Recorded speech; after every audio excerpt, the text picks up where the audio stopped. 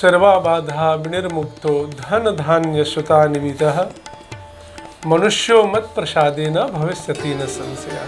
चतुर्थ दिवस माँ कुष्मांडा देवी के स्वरूप का पूजन बड़ी सुंदर पूजन है। माँ अपने भक्तों पर इस संसार पर बड़ी कृपा करती है। माँ के शरण में जो आ जाए उसके सभी बाधाएं दूर हो जाती हैं और धन धान्य संतति आदि की प्राप्ति हो जाती है। नमस्कार, मैं हूं आपके साथ रिया। आज हमारे साथ आचार्य गोखलेश शास्त्री जी मौजूद है। तो सबसे पहले आपका बहुत बहुत स्वागत है। राधे राधे, जय माता दी। देवी दुर्गा के चौथे स्वरूप की अगर हम बात करें तो कुष्मांडा देवी की पूजा की जाती है। इस दिन जितने भी भक्त होते हैं माता की उपासना करने के लिए उन्हें बहुत ही पवित्र होकर करना पड़ता है। कहा भी जाता है कि माँ कुष्मांडा अपने अंदर पूरे ब्रह्मांड को समा कर रखती हैं। तो ऐसे में मैं चाहूँगी कि चौथे दिन जो पूजा किया जाता है माँ कुष्मांडा का, उसके बारे में आप पूरी जानकारी दें।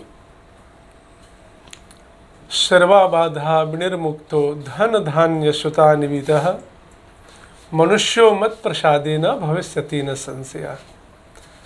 माँ अपने भक्तों पर इस संसार पर बड़ी कृपा करती है। माँ के शरण में जो आ जाए उसके सभी बाधाएं दूर हो जाती हैं और धन धान्य संतति आदि की प्राप्ति हो जाती है। चतुर्थ दिवस माँ कुष्मांडा देवी के स्वरूप का पूजन बड़ी सुंदर पूजन है।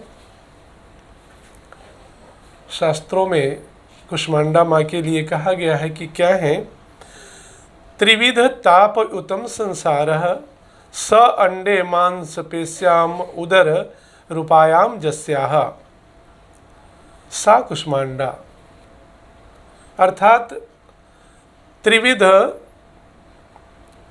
ताप युक्त संसार जिनके उदर में स्थित है, आदि देवी के आदि भौतिक आध्यात्मिक ये जो ताप हैं, इससे युक्त जो संसार है, यह संसार माँ के उदर में अवस्थित है।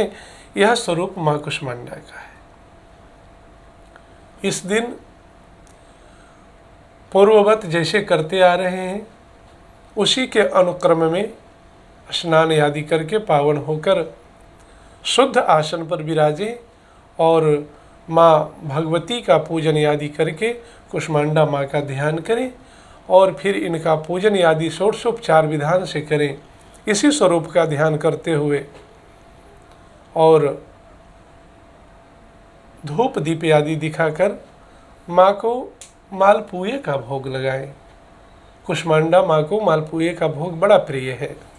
इसका भोग लगाएं, आचमन आदि करा के कर्पूर आदि से आरती करें और फिर इस तरह से करने से माँ कुष्मांडा आपको इस संसार में तीनों तापों से बचाएंगी, आदि दैविक, आदि भौतिक और आध्यात्मिक।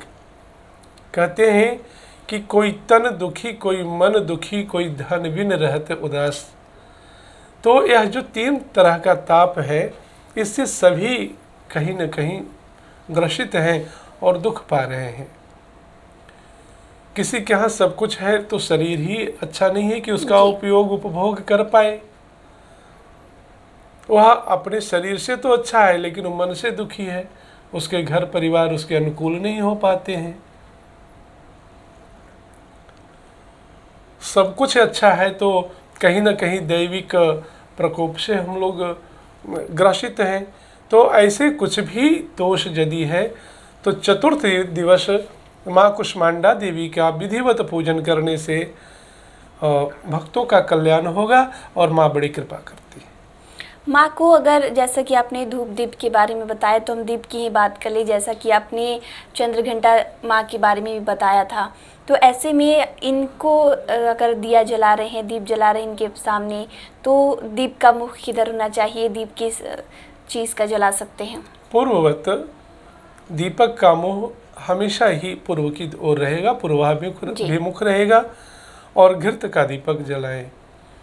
तेल का दीपक भी जला सकते हैं लेकिन घृत अवश्य जलाना है। वस्त्र की बात कर ले तो माँ कुष्मांडा देवी को वस्त्र हम लोग क्या चढ़ा सकते हैं?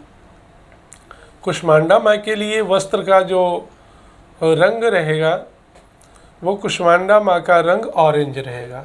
जी। ऑरेंज कलर यह जो रंग है माँ को बड़ा प्रिय है।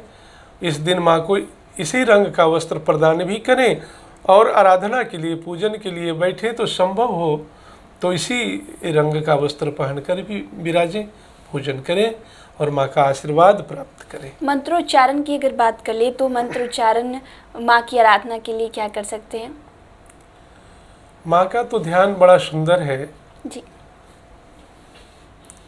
विद्योदाम शम प्रभाम मृगपदी अस्कंदी स्थिताम भीषणाम कन्याभि करवाल खेट विलसस्ताभिरा सेविताम हस्तैश्चक्र गदा सुखेट विशिखाम चापम गुणम तर्जनीम बिभ्राणामनलात्मिकाम शशिधराम दुर्गाम त्रिनेत्राम भजे।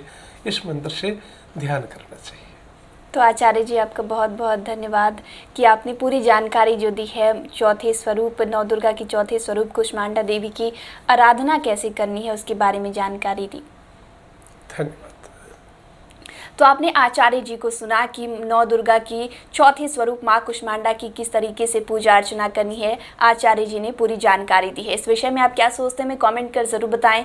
चैनल को सब्सक्राइब कर ले, फेसबुक पेज को लाइक कर ले। वीडियो देखने के लिए आपका शुक्रिया।